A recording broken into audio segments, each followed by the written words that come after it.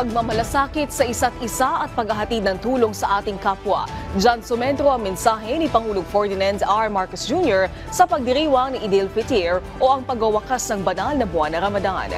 Sa kanyang pag-abot ng pagbati sa lahat ng kapatid na Muslim sa buong bansa, iginiit ang kahalagahan ng pagdiriwang ng Eid al-Fitr bilang simbolo ng pagkakaisa at pagmamahal sa kapwa. Hindi lamang ito isang simpleng pagdiriwang, kundi isang pagkakataon para mapagtibay ng pagkakaisa at pagkakabigkis ng pamilya, pagkakaibigan at komunidad.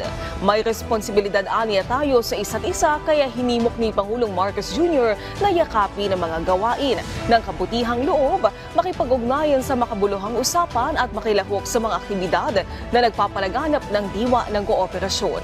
Umaasa ang Pangulo na patuloy na maitataguyod ang dedikasyon at pananampalataya para mapalaganap ang isang mas makatarungan at mapayapang bagong Pilipinas.